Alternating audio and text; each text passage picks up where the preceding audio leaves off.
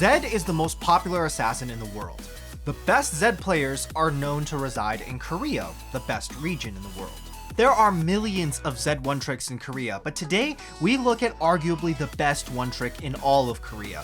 He's a former pro player who also happens to be the only Zed one-trick that currently resides in Challenger.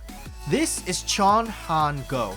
He's a former pro player for Jin-air and Sudagai Gaming. He's the self-proclaimed best Zed player in the entire world. While that title is certainly up for debate, in terms of solo queue, Han does happen to be the only Korean Zed one-trick that currently resides in Challenger. What makes Han so special?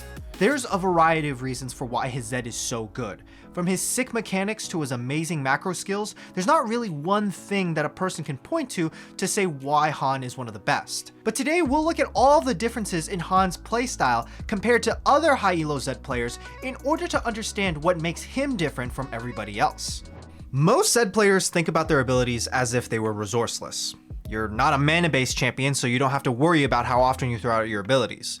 But this is actually the wrong way to approach Zed. The laning phase in League of Legends lasts for around 8 minutes. You'll be able to reach level 3 after 2 minutes of laning. As a Zed player, you will at best have the opportunity to throw out one full combo per minion wave. You may be able to sneak in a few extra E's or Q's, but in total you'll have roughly around 12 chances to hit your opponents with a full combo. That's it. Instead of thinking about your abilities as if they were completely disposable, think about them as chances to gain a lead. Every time you throw out an ability and it misses, you're missing a chance to gain an advantage. Rather than placing your shadow on top of the enemy laner, place it next to them. When the shadow is on top of someone, while they get hit with the E, it does also make it easier for them to dodge the Q. When the shadow is next to somebody, they can only dodge in 180 degrees. They can either go up or down or left or right. While it's on top of someone, they can go 360 degrees. Try to place your shadows in a way that makes the enemy laner struggle to hit CS. They either choose to give up the minion or they choose to take your shurikens. This type of poke is crucial to making sure that you can have a safe laning phase and to be able to inevitably execute someone when the opportunity arises. When it comes to his laning phase, Han plays in a fairly similar way compared to most Zed players, outplaying and killing people when the opportunity presents itself. But what about when he's not in good matchups or in situations where he cannot do anything? In this matchup, he's playing against Faker, the most famous Zed player in the world. Annie is one of Zed's hardest counters, and if Faker's playing Annie, there's no way that he's going to let Han do anything. Here, Faker flashes forward to secure a stun on Han, and he immediately flashes back in response. Even though he hadn't seen the jungler yet, he still respects the fact that Annie would never flash like this unless he's being ganked.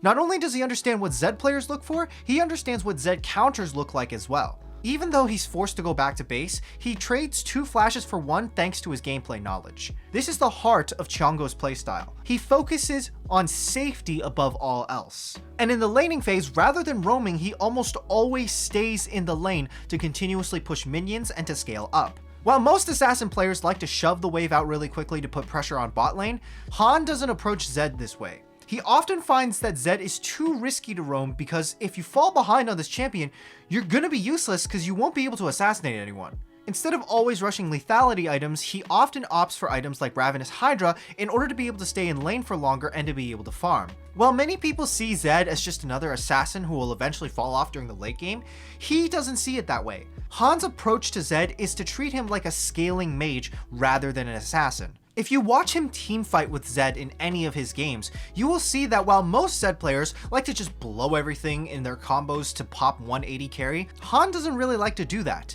His main priority in a teamfight is to just constantly poke with his basic combo and look for openings to execute. Unless Chongo feels safe that he is able to swap his shadows, he will always prioritize living and making sure that there's no threat to his life rather than trying to be a threat to the enemy carries' lives. One of his favorite teamfighting tricks, which is what I'd like to call tank hopping on Zed, is not using his ultimate for damage and rather just using it for mobility. In a straight up teamfight, a squishy carry champion will pretty much never get close enough to a Zed for them to be able to just press R on them. So what Han often likes to do is use Death Mark on someone else and then go on a different target. This not only makes it so that the other champions will think you're targeting somebody else, it also means that tanky champions might prioritize themselves over peeling for their AD carry. But what it also does is it puts you in isolated situations away from everyone else in the fight.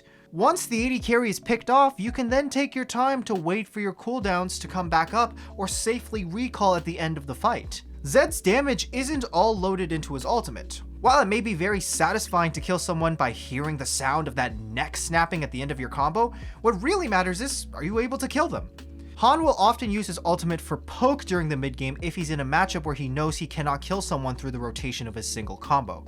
While Zed's ultimate was originally designed as an execute, you don't necessarily have to use it for its intended purposes. Just use the tools that you have in your kit for whatever best suits your needs. Many other Zed players love to just AFK side lane after the mid game. They have their few core items, they're stronger than most everyone else in the game, but Qiango never ever does this. As mentioned before, he's not an assassin. He's a control mage that can perform assassinations. There are several different combos that a Zed player can perform. Qiango's favorite is the WR combo. In most of his teamfights, he will let his shadows perform the damage, not himself. The only time Qiango actually uses his own physical body for a kill is when he needs the auto attack execute. He only puts himself in danger when he has a safety net or when it's at the very end of a team fight. Rather than focusing on getting himself into a close position, Han focuses on getting his shadows into a close position for the enemy team. Zed can take damage, his shadows cannot. Whether he starts his combo with W or with ultimate, Han is always getting a shadow down so that he can exit the team fight as quickly as possible. Shadow placement is arguably the most difficult aspect of Zed because you can pretty much put them anywhere. But what Qiango is really good at and what makes him special is his ability to predict the enemy's movements during a fight. While other Zed players use Zed's mobility to chase champions, Qiango uses his shadows to predict the movements of the enemies. Let's look at this team fight that he's fought. He has 3 shadows in total to play with. The first one he uses to ult the carry Kalista, and the second one he uses to get himself immediately out of the fight. This action essentially splits up the fight for the enemy team so they cannot just focus on one side. Instead of re-engaging with his third shadow after he kills Kalista, he places it where he knows the chase is going to end up.